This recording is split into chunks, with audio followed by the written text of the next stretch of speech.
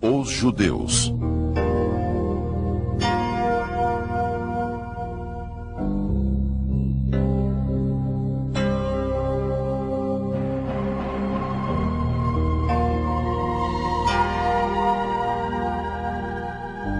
Escrito e narrado por Clóvis Bulcão.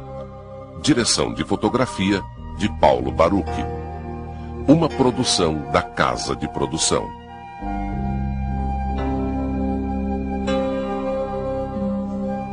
Porto de Amsterdã.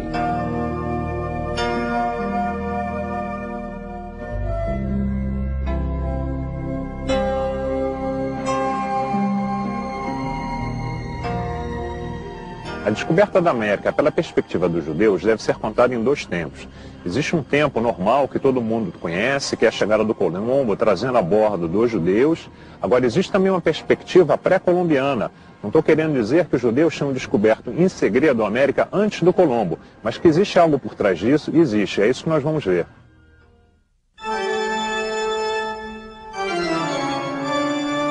A Holanda era uma república no século XVI. A religião predominante era a evangélica de orientação calvinista. A influência holandesa no Recife fica evidente quando olhamos o casario a partir dos rios. Outra herança que atravessou séculos foi a harmonia da música barroca. Quando os holandeses a trouxeram, era a música da moda. Hoje, adaptada, é a música regional.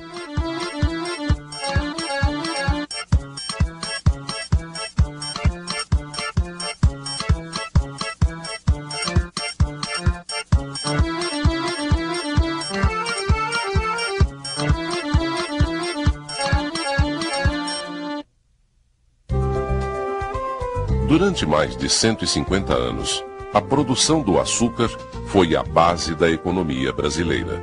Entre 1530 e 1680, Recife e Olinda foram centros de comércio dos mais importantes do mundo. Os judeus que vieram da Holanda para o Recife eram de origem portuguesa. Eles tinham sido expulsos de Portugal pela Inquisição. Uma vez no Brasil, os judeus portugueses investiam em fazendas de cana-de-açúcar, tornando-se assim senhores de engenho. Muitos tiveram filhos e netos, que deixaram marcas profundas de sua estadia no Brasil colônia.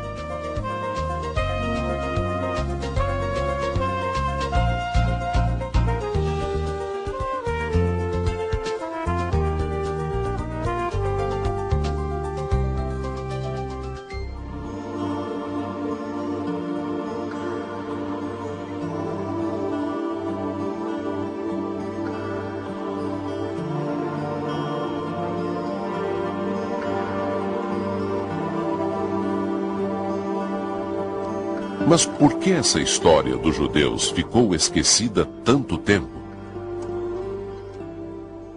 Contar história é um pouco como contar a história de uma família. Isso é, em muitas famílias existem determinadas passagens no seu passado que são omitidas. Em geral, porque elas trazem uma certa vergonha ou elas são desabonadoras para os membros dessa família. Portanto, nós estamos hoje aqui em Olinda e nós escolhemos essa igreja até porque esse lugar aqui é o palco mais fértil e mais interessante para nós contarmos as histórias dos judeus em nossa terra. E nós vamos refazer esse percurso, nós vamos contar essa história, tá? Tendo três grandes linhas de pensamento. Tá? E a primeira linha que nós vamos ter é o que aconteceu exatamente nesse momento que o Brasil, que um mundo novo foi descoberto. E para a gente recuperar qual era o ambiente religioso, como é que as pessoas pensavam lá no século XV, no século XVI, a gente é obrigado a relembrar o que acontecia naquele momento na Europa, do ponto de vista religioso. O século XVI é um dos mais conturbados da história. Isso em grande parte por conta das descobertas ultramarinas. Os europeus ficavam sabendo qual era o verdadeiro tamanho do mundo. Isso porque eles encontraram povos com outros costumes, outros tipos de alimentação, outras línguas. Isso em grande parte foi muito positivo para a história da humanidade.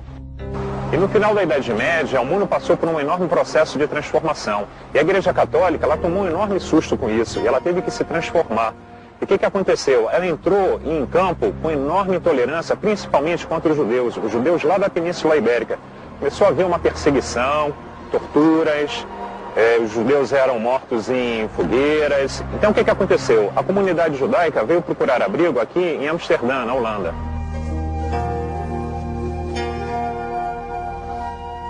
Os holandeses, no século XVI, já eram famosos por duas coisas: sua incansável batalha contra o mar e sua tolerância política e religiosa. O maior exemplo da adaptação dos judeus portugueses aqui em Amsterdã foi a construção dessa sinagoga, que é apenas a maior da Europa.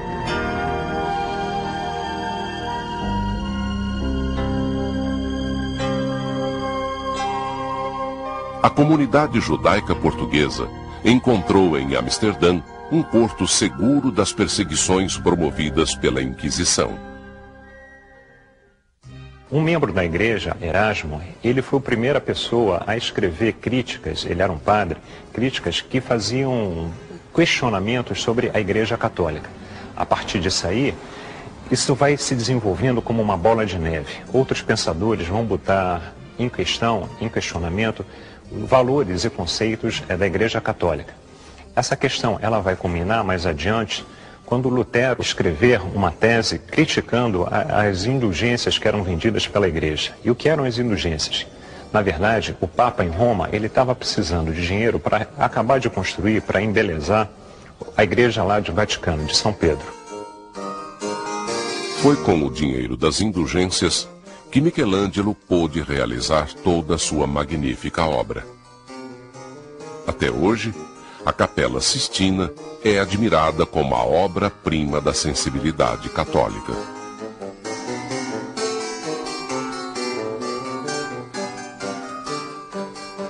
Muito bem.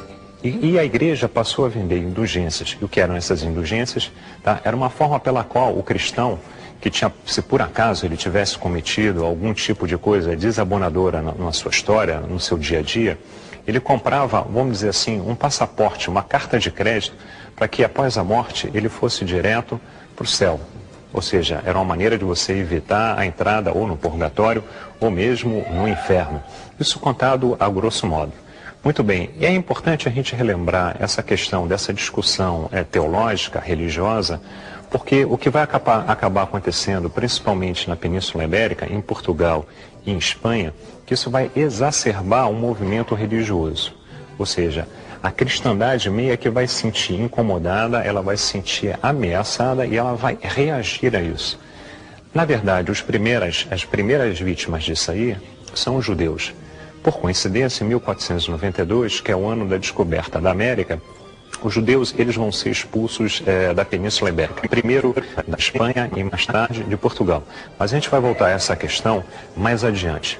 O que interessa nesse momento aqui, é a nossa primeira linha de pensamento, é saber como se dá a chegada dos judeus, dos israelitas, no Novo Mundo. É bom lembrar a seguinte coisa. O primeiro cristão novo, ou seja, o primeiro descendente de Israel, a se aproximar do mundo novo, ele estava a bordo da caravela de Cristóvão Colombo. Colombo trouxe a bordo de sua caravela cristãos novos. No Brasil, por exemplo, já se sabe que o primeiro cristão novo, ele chega aqui em 1503, Fernando de Noronha ou de Loronha. Existe toda uma discussão a respeito da grafia do nome. Mas isso não é mais importante nesse momento. O que na verdade aconteceu é que na medida que o Novo Mundo começou a ser conquistado, ou seja, você tinha navegadores que começaram a penetrar no Caribe, outros na América do Sul, outros na América do Norte, em vários pontos do nosso litoral. Depois que os espanhóis descobriram a passagem para os mares do Sul, ou seja, para o Pacífico, eles começaram a penetrar também em direção à costa do Pacífico. Muito bem, na medida que o europeu vai desbravando o mundo novo, vai desbravando as Américas, eles vão se tocando, eles vão percebendo que existe uma série de, vamos dizer assim, coincidências entre os habitantes do mundo novo, tá? E certas tradições hebraicas. Eu vou tentar ser mais claro. Uma pessoa que está fanatizada pelo ambiente religioso em que vive, ela está apta, ela está mais propensa a fazer determinado tipo de interpretação. E além do mais, a descoberta do mundo novo, ela trouxe um grave problema para a cristandade. E por quê? Porque na Bíblia não existe nenhuma menção a essa terra, muito menos a essa gente. E o que fazer? Rasgar a Bíblia? Não, claro que não. A Bíblia, ela pode trazer uma série de fatos de interpretação duvidosa, mas ela é inquestionável do ponto de vista teológico e mesmo do ponto de vista histórico. Quase todas as suas passagens são comprovadas tanto pela história, até mesmo pelos manuscritos recém-descobertos do Mar Morto. Mas muito bem, o que aconteceu? A cristandade achou por um determinado momento que a Bíblia tinha falhado do ponto de vista dessas descobertas. Portanto, cabia à cristandade descobrir uma explicação que desse conta da história dessa gente que habitava o mundo novo e dessas terras. E o que começou a acontecer, que por viverem nesse ambiente fanatizado, os europeus foram percebendo, foram descobrindo, foram querendo enxergar uma série de coincidências. Por exemplo, das 600 línguas, no mundo novo, mais ou menos, são faladas 600 línguas. Aqui, por exemplo, no Brasil, com o português, são faladas mais ou menos 209 línguas. Em quase todas elas se conta a história dos povos no mundo novo a partir do dilúvio. Além do mais, o que acontece? Grande parte dos índios americanos se dizem descendentes de homens brancos e barbudos. Esses conquistadores do Novo Mundo, na medida que eles vão desbravando o continente, eles vão descobrindo uma série de coincidências, como por exemplo, em muitas tribos nas Américas, você tem homens que são circuncisados, assim como o povo de Israel.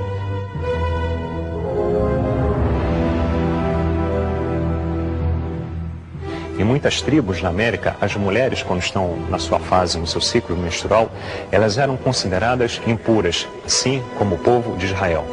Os índios gostam, têm como tradição, principalmente aqui na parte mais sul, no nosso continente, os tupis, o mesmo grupo G, eles têm hábitos de tomar banho. Na Idade Média, por exemplo, só quem tomava banho eram os descendentes de Israel, os judeus.